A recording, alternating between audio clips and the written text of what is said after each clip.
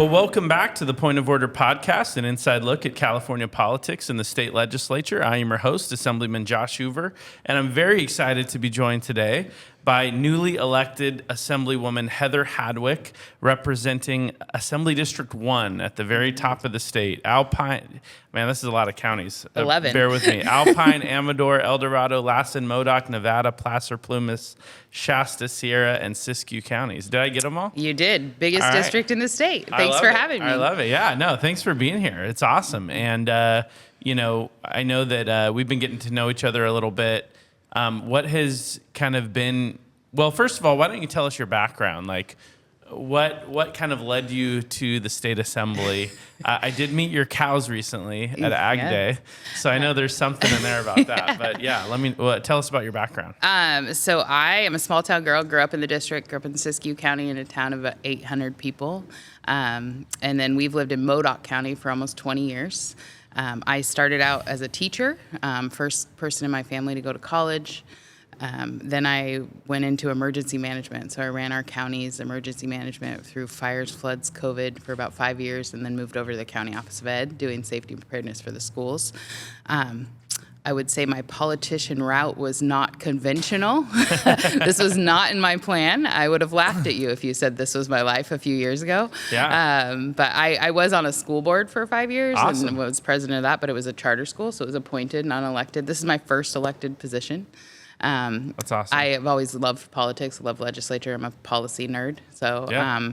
I got to work with the Dowleys, my predecessors, because they were on the emergency management committee. So through all those fires and just, it's a very layered and complex Sure. sector. So got to know them. I was embedded in my community. I've always just volunteered a lot and done a lot. That's awesome. Been involved. Yeah. We also run our county's only pumpkin patch. And so then I know everybody because we have the pumpkin patch brings everybody to the farm. And they asked me if I was interested in running. And here I am. I love it. They're very it. convincing.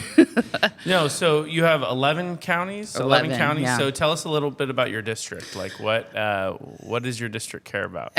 So my district runs from the Oregon border down to Alpine and Amador. Biggest district in the state. Very rural. I feel like we're very unique in that. So Redding's our biggest populace, but I feel it's the prettiest district in the state. I mean, we have some of the... It's just a solid argument. It there, is. honestly. It's beautiful. I mean, we got Mount Shasta, Tahoe, Yeah. Lassen. I mean, we have some really beautiful spots. Very outdoors. A lot of natural resources. Yeah. That's really what we have. What they care about right now, fire insurance is big. Yep. That's really killing us right now. Wolves is probably my We've biggest talked issue right about now. the wolves, yeah. The predators, bears, lions, Yeah. wolves. We're very rural, so that affects us, and Yeah. we're our neighborhoods are not growing, but everything's coming down to us because we're just a little off balance in our wildlife management. But and then just affordability in general. Yeah. I really ran to be that rural voice because we are different and people don't understand it, especially down here. So I feel like I talk a lot about my life, but that's really so I can educate people because we do live differently. So I brought my cows down to Ag Day just Which because is so of that. awesome. I mean, I wish I had a photo of it, but it was just, it was. We do on my social media. I think I posted it all over the place. But you have the Highland cows. Yes. Ag Day is probably one of the favorite days for a lot of people down here at the Capitol. That was last week where, we kind of get together and obviously celebrate ag, but also kind of learn about ag, which I think is important because, and I think we've talked about this. I was talking about this with Ali Macedo at a previous episode. It's like so many people in our state, their exposure to ag is going to the grocery store, Yeah, or farmer's market maybe. Or farmer's market, if you really want to get crazy. And I think COVID taught us to kind of look at where your food comes from and shop local. And we have the pumpkin patch. We're very passionate about agriculture education. We run about 2,000 kids through every year for field trips. And it's amazing. And these are rural kids, and a lot of them have never been to a farm. So it's not just because we're in Sacramento. Totally. It's some people just don't have the opportunity. So I talk about my cows a lot because everybody loves Highland cows. So, so I thought I might as well bring them down here. 6 hours away is kind of a long drive to come visit a cow. So That's true. That is very true. But it was great, and it was a lot of learning, and people are still talking about it. She hasn't had her baby yet, and everybody is waiting. Okay, No, so that was the other thing here is she was pregnant. Yes, and like overdue. We were like waiting, like maybe we'll see something. Yeah. We thought the stress of the trip might induce her, and it did not. And she is being very stubborn about it. Wow. Okay. So. All right. That's awesome. Well, best of luck to her in that, and you obviously. But that's really good to know, and that's really great. So, how do you feel so far? I guess I would ask you, how is the assembly treating you so far? What have you kind of learned, and what do you think about it so far? So I really love it. I wasn't sure because like I said, I'm a small town girl, like this big city living stuff. I was like, will I fit, and how am I going to fit? But I really love it. I am very impressed by the people we have serving with us. Yeah. People that we all really care, and we're all very passionate. I really, I want to make sure that I'm here for the right reasons, I guess. That's really important to me, that I'm representing my district and being that voice for them. And I like that I have those people around me too. And just good humans trying to make a difference, For sure. And so I really like that part of it. I like the committee work, although I'm on probably too many committees. Yep. But I'm sure you are. I like that, just like constant learning. Yeah. I've worked some pretty, like OES is a pretty intense job. Yeah. And I also taught like kindergarten, which is also fairly intense job. And this dealing with kindergartners, dealing with bureaucrats. It's kind of this. I've actually compared the two. You use a lot of the same language, like you do, please be nice to your friends and don't bite your neighbor. That's hilarious. I love it. No, it is. It's a lot of those. Those skills are relatable. Oh, so, for sure. But you'll find that with legislators too. I'm sure. Yes, as we get into this more, it's kind of a mix of teaching kindergarten and a bad PTO meeting. Yeah, there you go. Exactly. Yeah, we were. I've talked to when I had my 11-year-old over, and one of our colleagues was talking to him about how much the assembly is like school. We do the Pledge of Allegiance. We each have a desk with our name on it. Yeah. We have to raise our hand to speak. Get permission. It is. I actually. We have to get a pass to leave the chamber. It's There's hilarious. no tardies though. I wish they had some tardies. That's a fair point. The lateness of Sacramento is driving me crazy. But no, I think it's great. I'm excited to get to work and get bills out and just represent. So what are some of the things you're working on this year? Are you kind of easing into it, sort of taking a learning approach? Are there any bills that you're, trying to pass? So I sit back and watch a lot. Yeah. So I'm quiet sometimes, but then I ask a lot of questions. So That's good. I feel like I have I'm probably right in the middle of that. Okay. I have 17 bills. I did not count on 17 bills. Yeah, that's quite a bit. And then I have 8 committees. Okay. So right now, I just feel for my staff because it's so much work for them to have so many committees. Right into the fire. Yes, but they're amazing. So it's been great. But I have a bear bill that's fairly controversial, very district specific. 1038 that lets you use hounds for hazing bears so we can keep them wild and keep them away from humans. Because right now they've gotten very, very comfortable. So is this in response to was there a bear bill in the past that made this prohibited this, or is this they haven't used hounds for hunting since 2012. Oh, that's what it was. It was the hunting. So it's been a long time. But CDFW is working on their bear plan, and the numbers are through the roof. They say we have 60 to 80,000 bears now. Really, we used to have in terms of the bear 20,000. Yeah. Wow. So it's they need tools, and this would be a tool that we could be proactive with it. And then the bill also does give CDFW the option to use hounds for hunting later if they need to, and update their bear plan, which they need tools in their toolbox to do their job. So I will see. There's a lot of the animal people are very passionate. So and I appreciate that. I've met with them. I think there's arguments for both sides, but we live with them every day. Yeah. And the people fighting me don't. Yeah. So, exactly. You know, we have to have those tools to be able to do our jobs. And this is a very district-specific bill. They think half of those bears live in my district. And I have a giant district, so the odds are probably. Yeah, but you probably have a lot of the bears. yeah, but it's not going to be for those bears that are already problem bears in Tahoe, or you're still going to see the Tahoe bears. Nobody's running hounds through the city. Right. But that's amazing. Wow. It's also we're just unbalanced. So like our deer population is crippled because of our bear numbers, our lion numbers. We used to have the biggest migratory herd in the state in Modoc County, and you hardly see a deer now, and it's crazy. That's incredible. Yeah. So I mean, it's not just for bears; it's for that balance. That's amazing. Antelope, elk, like all of those. Yeah. We care about those too. So we want to make sure we have that balance. Well, I know you sent a letter on the wolf issue as well, right? Yes, recently, that has got to be the biggest issue right now. So I get they're killing a lot of cattle right now. Okay. So almost every day I get a text from a rancher that has a kill. Wow. A lot of them don't want to turn them in because my district does not love government.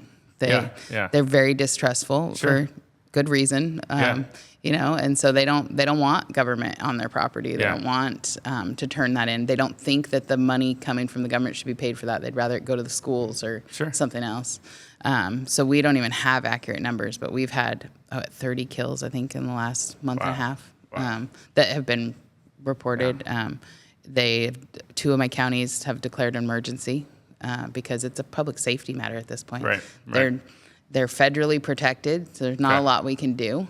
Right. But we're trying to get them delisted federally, and then I'm going to run a bill next year to try to get the sheriffs to be able to have a public safety clause, kind of like they do for lions. If there's a problem lion, the sheriff can step in and say it's a public safety risk and have a depredation.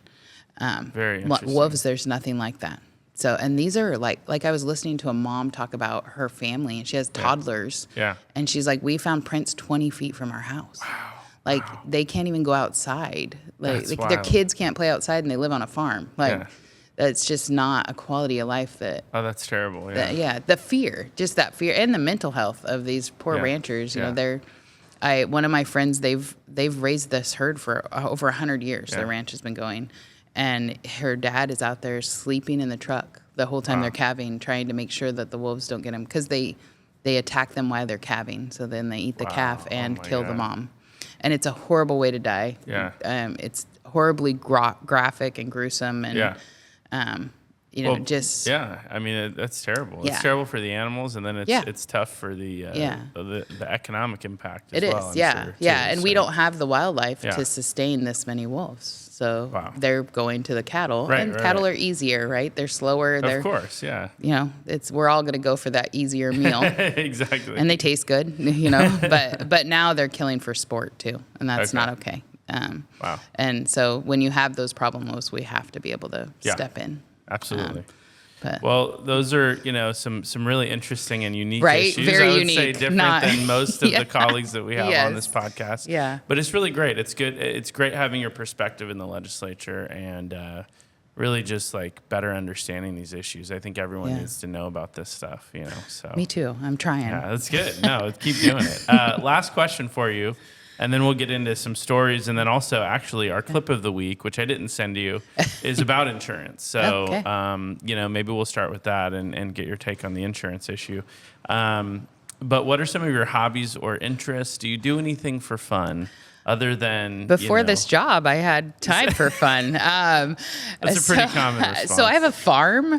Yeah. So my hobbies I actually had no idea how much our life revolved around farm chores. Okay. Until I rent a house here. So my husband came down one weekend, and we're just chilling at the house. I'm like, what do people do in the city? What do people do when they're not? When they're not, because we always have a project or chores. That's so funny. Gardening. I'm a big gardener. We have a greenhouse. It's 100 foot by 40 foot. Nice, so that's kind of my therapy. That's cool.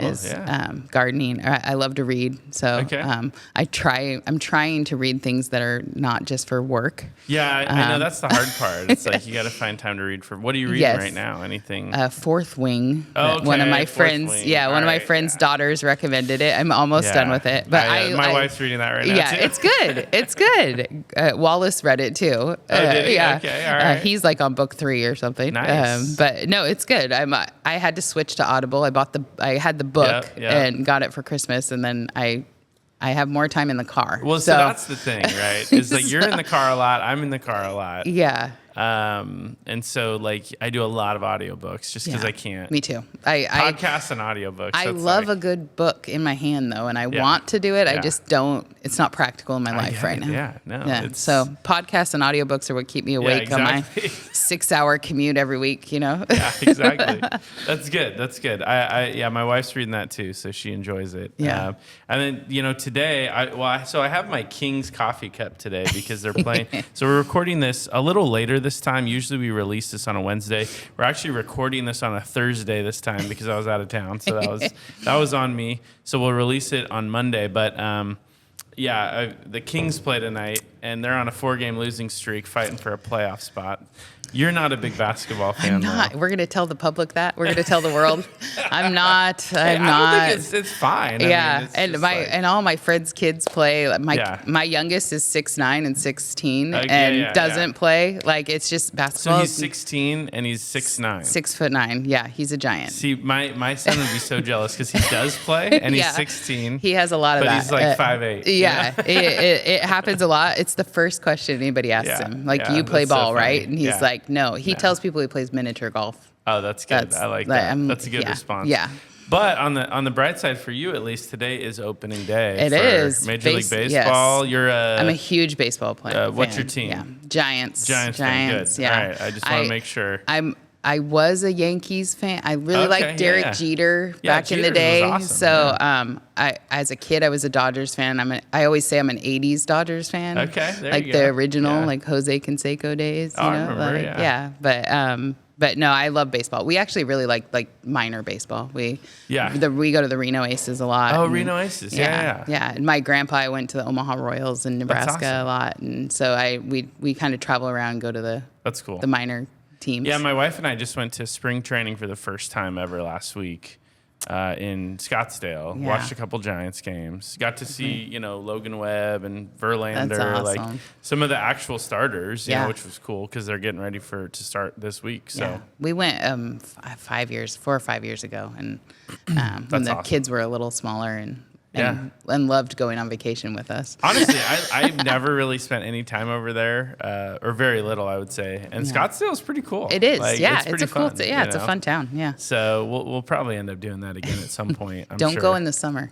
Trust me. We did that once because my wife actually went to Grand Canyon University. Oh, nice. So we went out there for her graduation a couple years ago, and it was like 110, 14, 120. I don't even remember. We tried to do miniature golf, and we got like halfway through, and the kids were like, "Yeah, we're done. This doesn't work for us." We went in like July, and the swimming pool was like bathwater. I'm like, I don't. It's crazy. And I'm from the mountains. Like we're not used to. Yeah. No, it's definitely. Yeah, it's definitely a shocker. But it's a crazy time for sports right now with you got NBA playoffs, you got MLB starting, and then you got March Madness, which is always a fun time. My teams are already all out, so I don't really care anymore.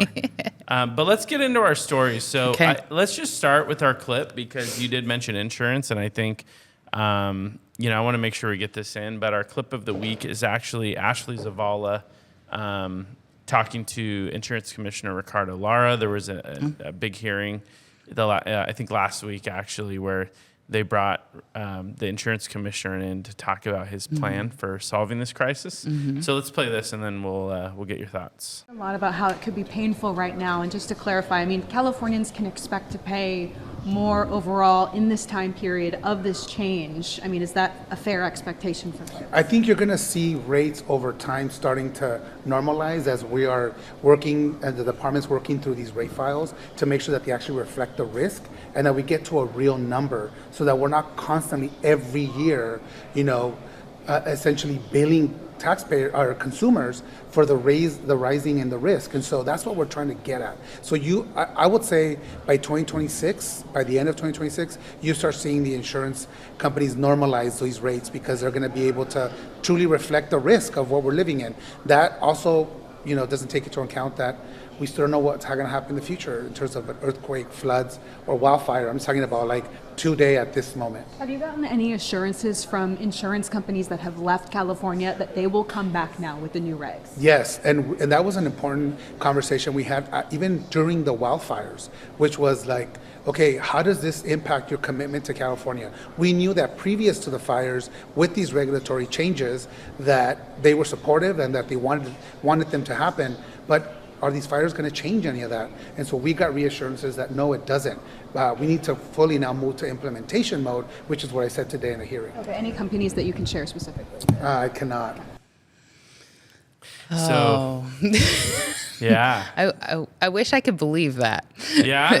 So it's funny. So Ashley Zavala, who did that interview, wrote a story for KCRA about the hearings and stuff and how these new regulations are in motion and should be operational by June. I think the insurance commissioner got some criticism for why it's taking so long. I think it's kind of ridiculous that it's taking so long.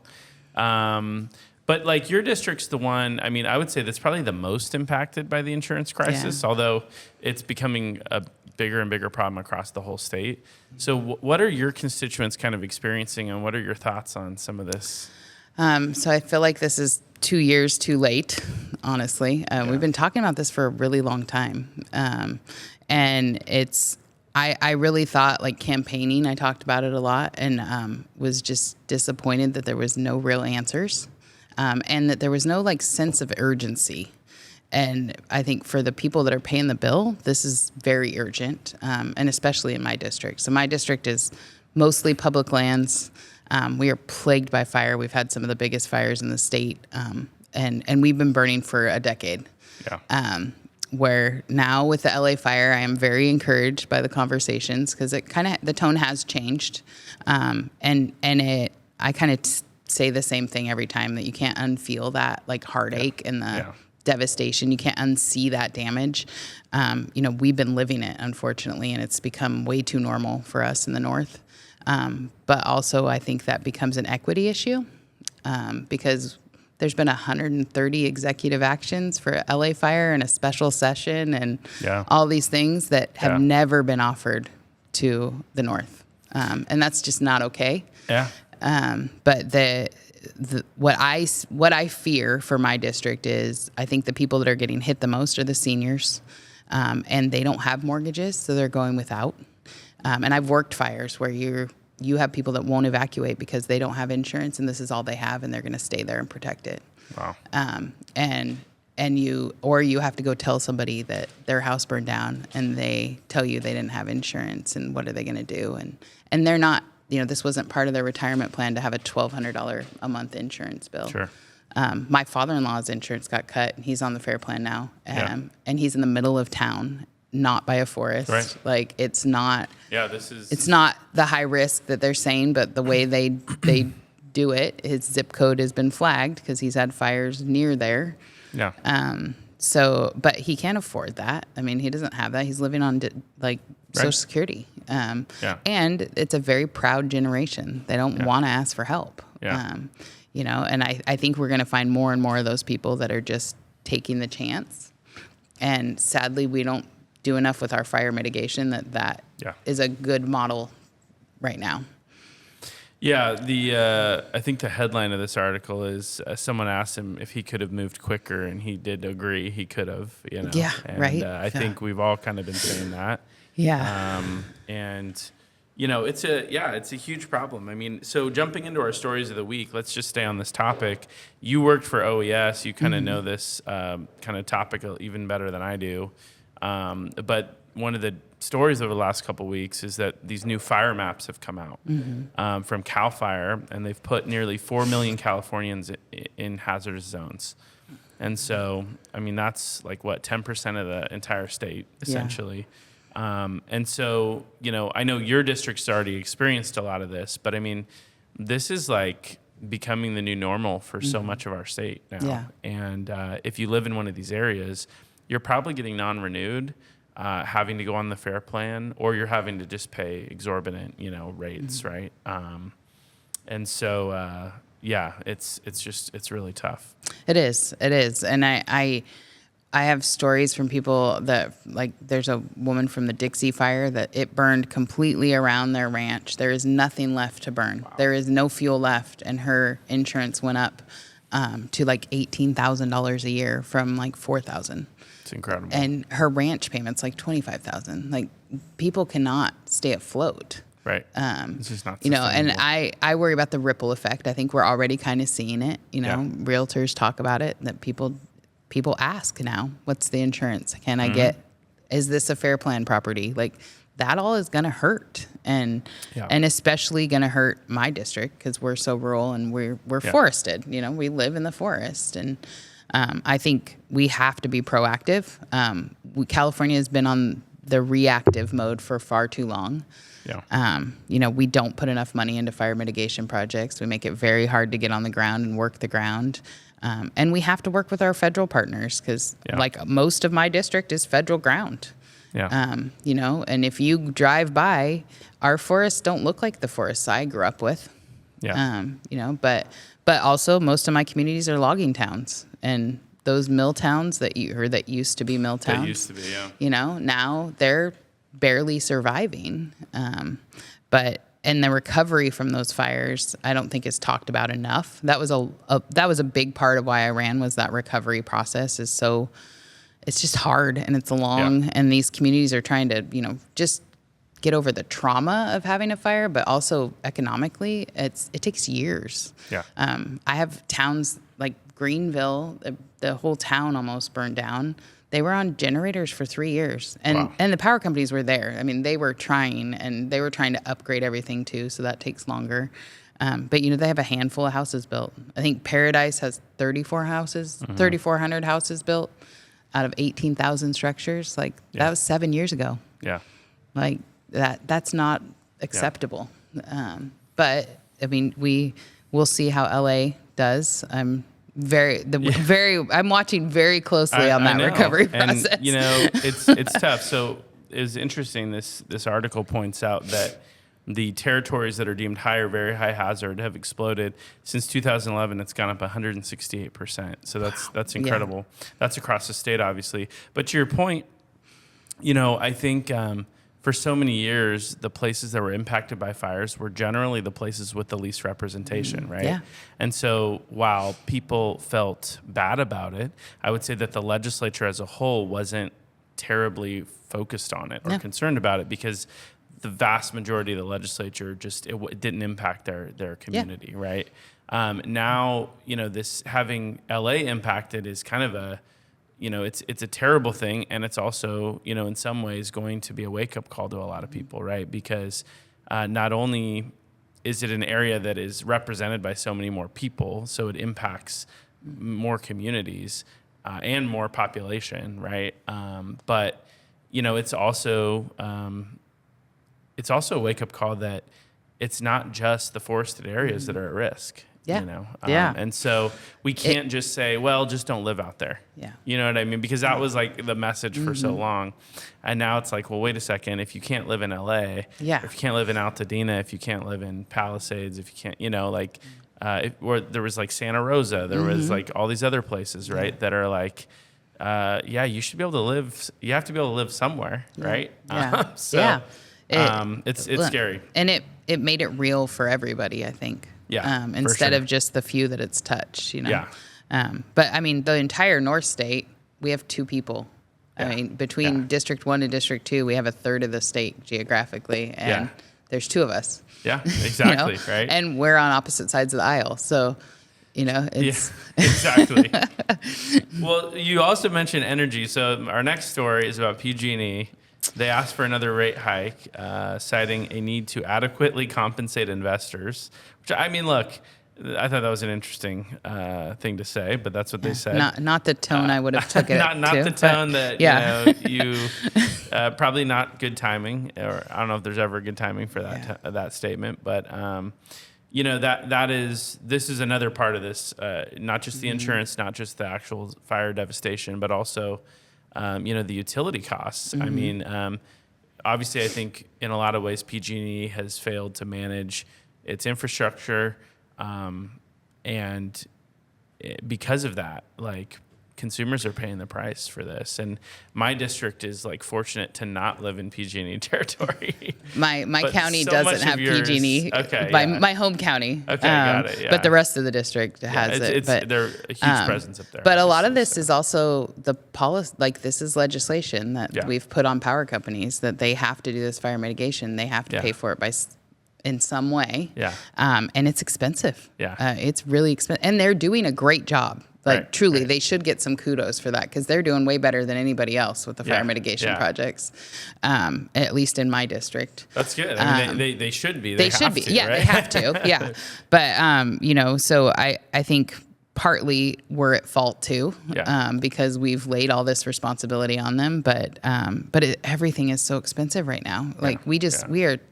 we are taxing our people to death, Yeah, and yeah. we're running them out of California. Yeah.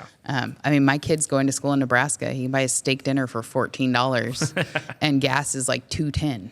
Yeah. I mean, he's never coming back. Yeah. Well, hopefully, maybe, but probably not. Yeah.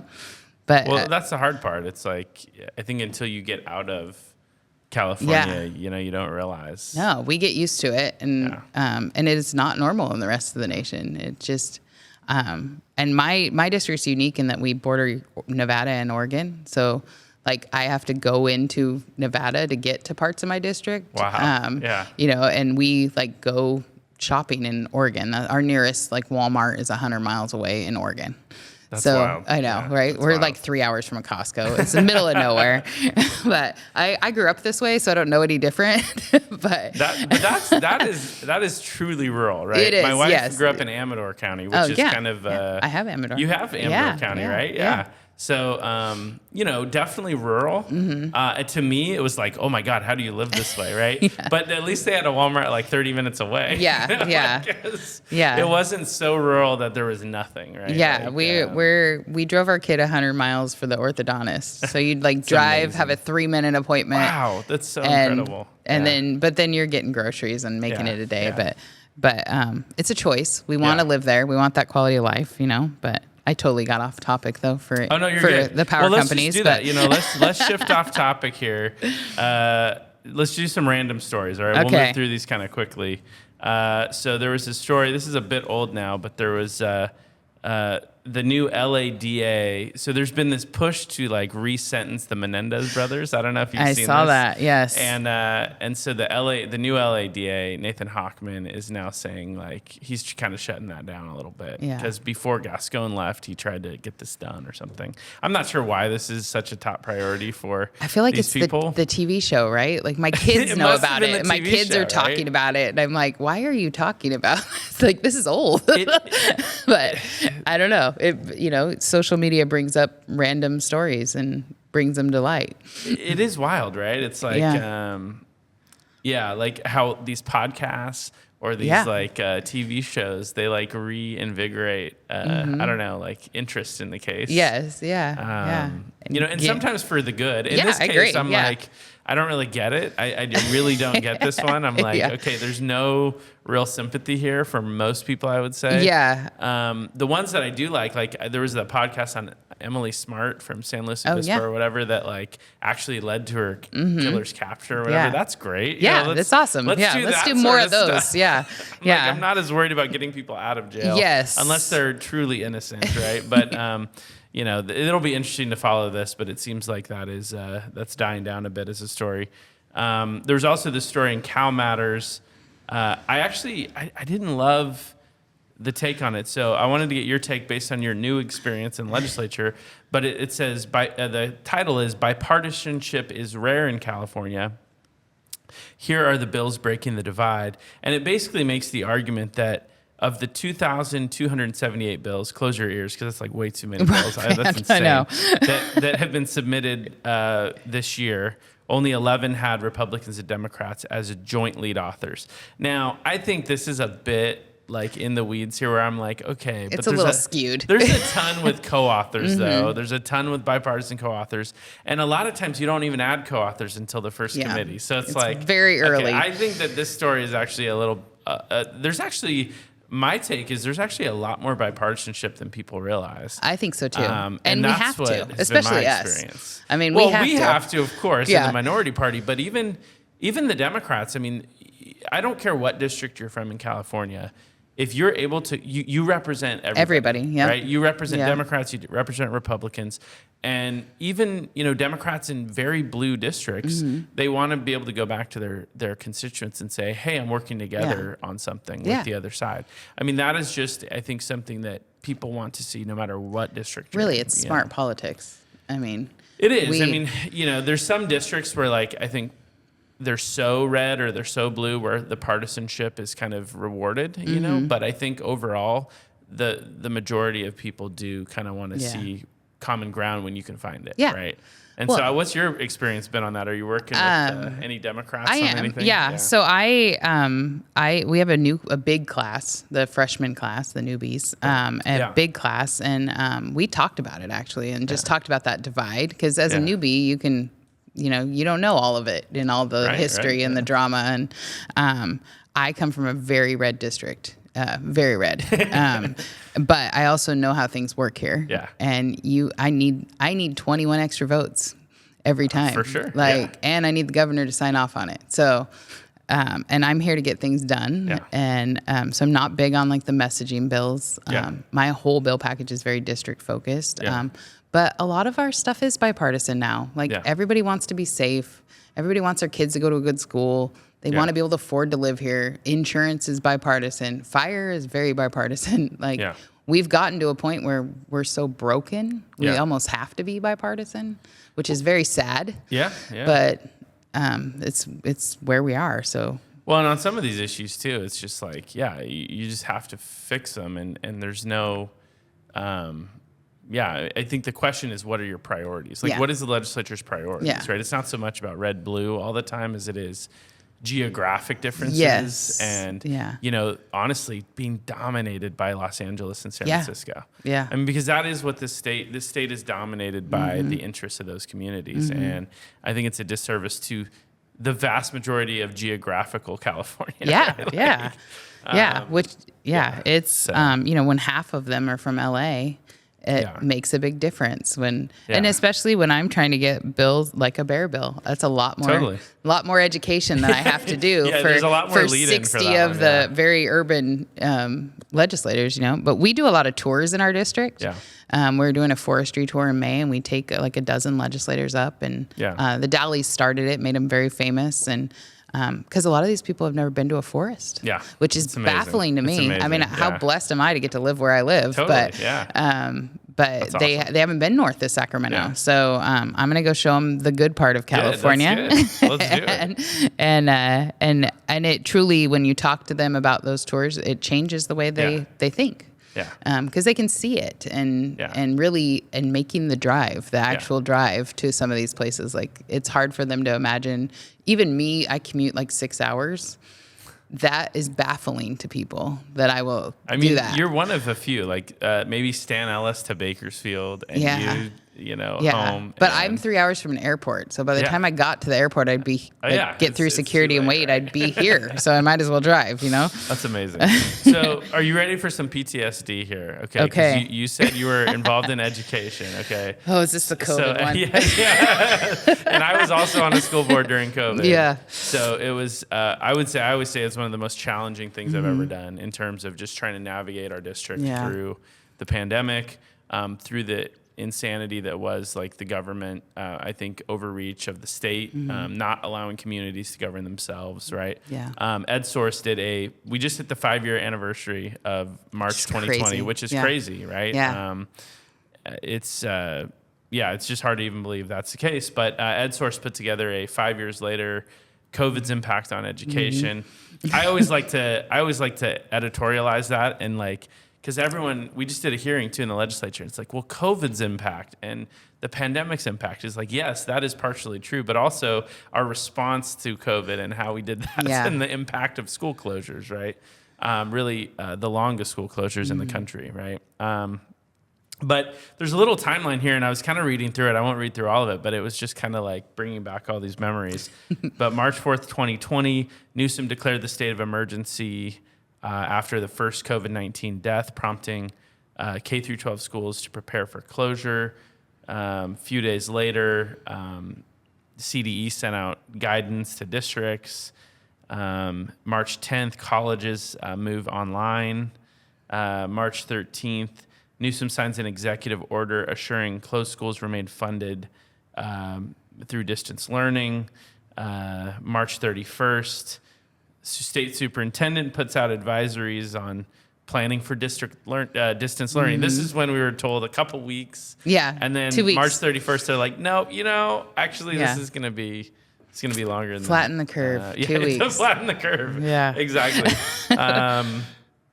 Anyway, so yeah. I remember this. State releases new guidelines April 1st for grades for pass, no pass. They actually got rid of the grades at the end of that year. Yeah.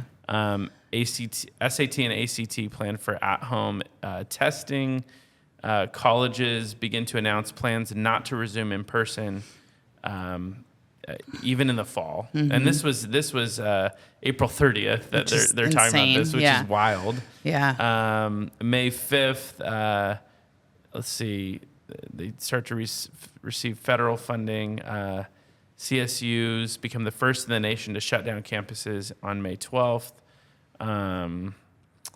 Let's see. Yeah. So I'm just like, I don't know. It's just incredible. We'll put the link in the show notes in case people want PTSD as well. So I actually. But what was your experience? So I declared on my son's birthday is the 12th of March, and we blew out candles, and I was typing up the declaration for our county to declare an emergency. And I was the EOC director and the PIO during that event, and it was interesting, especially for my county. So my county was the last county to get COVID. So we didn't have it, yet we were subject to all these rules. And we also don't live on top of each other, right? We live differently. So we were fighting for, let locals control it, because that's how you're taught in OES. It is locally response. Right. Locally responded. Because most emergencies are local. Yes. Right? And that's the way our system's set up. That locals make the rules. Then if you need to bump up, you bump up to your regional. And then you go, to the state. Then you go to feds. And that is not what happened. Yeah.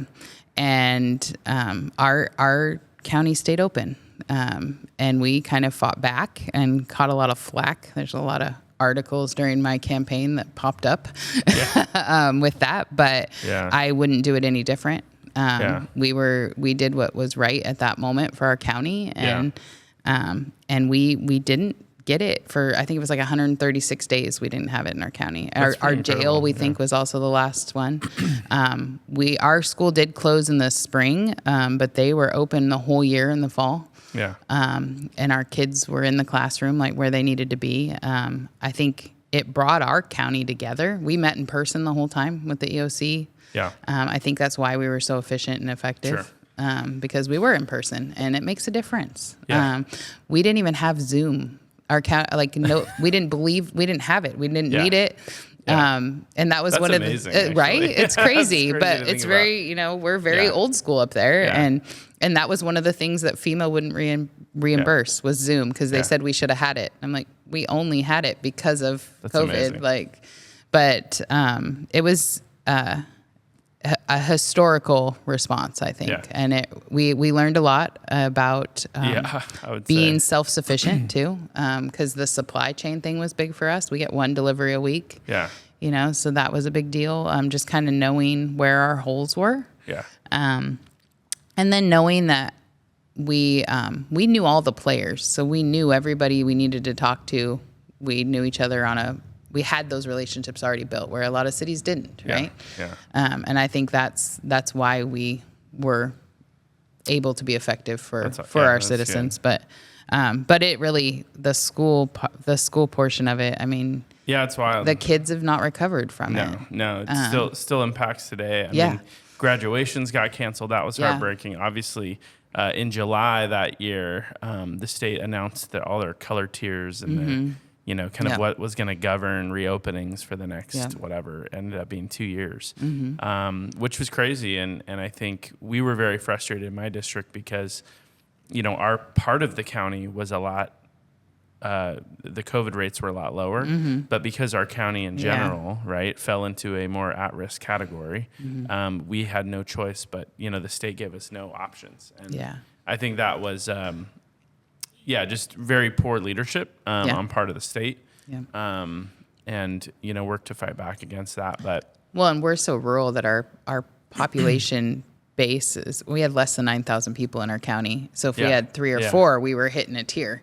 And you could have 3 or 4 that would be 80 miles away from another community, and yet they had to be locked. It didn't make sense. It does not make sense, but thank God it's in the past. Yeah, so we'll move on from that topic, before I get too worked up. But yeah, no, definitely good that's in the past. Couple more stories here. This new desalination technology being tested in California, and my LA Times subscription just locked me out. I'll get back in it, but now it's not like. But essentially, there's a lower cost, technology now that they're testing, and one of the coasts, parts of the coast that could be a real game changer for water, I think. And I think that this is something that I hope we continue to explore. Yeah, I agree. Water's life, and we never seem to have enough of it, or we have too much of it. So, and we have plenty in theory, but we have to be able to figure out how to either capture or process it, right? Yeah, so, we need to store it for those days we don't, but we seem to have so much red tape we can't get those projects done. Exactly. Did you see the story that Newsom is sending burner phones to CEOs? I did. So that, I actually thought it was a joke at first. It's wild. It's crazy. It's really crazy. I'm shocked by it. So he wants them to know that they can have direct contact to him. Why doesn't he just give him his phone number? Yeah, that's what I thought. It's like this seems like a really we have his phone number, right? Yeah, some of us. Yeah, some people, I guess. Yeah, some of us. Yeah, I mean, but it does seem really weird, right? It's a weird. Anyway. It's not the route I would go, but maybe it works. I don't know. And he did.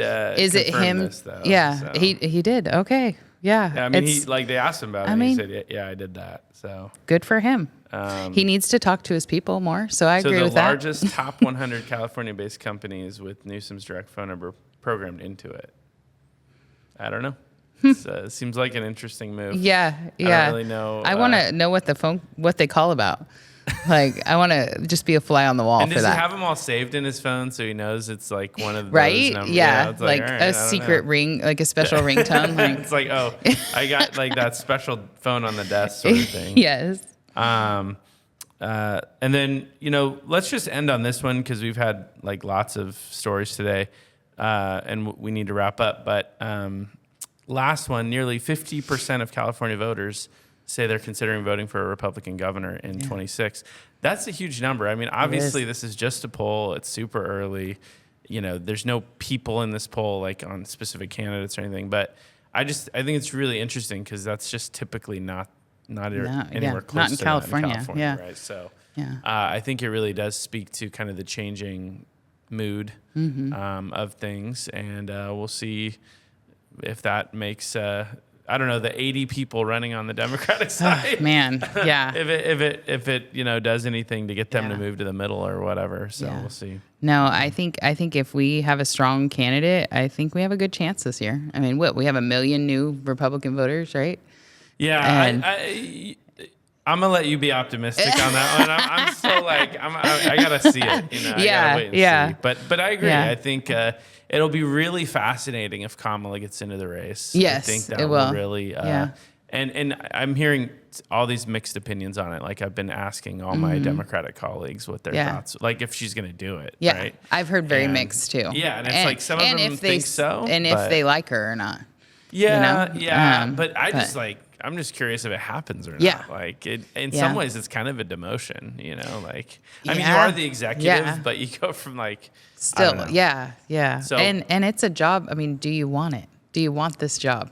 I talked to, and I won't say who, but I talked to, a legislator recently who has more intimate knowledge of the situation that was like, she has always wanted to be governor, like that was like, even before she ran for the Senate, like she really wanted to run for governor. That's what she wanted to do. Yeah. And so if you have that in your mind and that's your goal, then it seems pretty likely she's going to jump in, but I don't know. I would think so. I guess time will Unless tell. she just wants to retire or something. I don't know. We'll wait and see. Yeah. I don't know. Yeah. So, No, I think people want change. I think they're struggling. Everybody on both sides, so. Well, even the governor is acknowledging this. Yeah. Okay, with well, his new podcast. Yes. Right. Yes.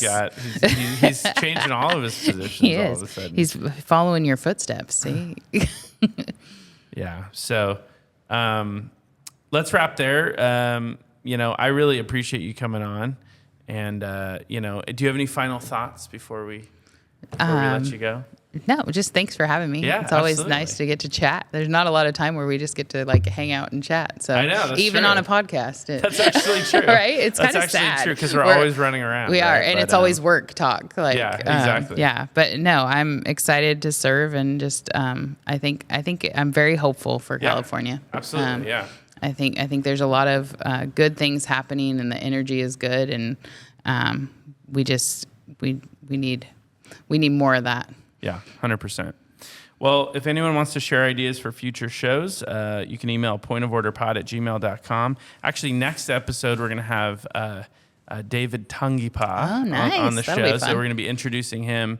That'll be in a couple weeks. So tune in for that in a couple weeks on Spotify or Apple Podcasts.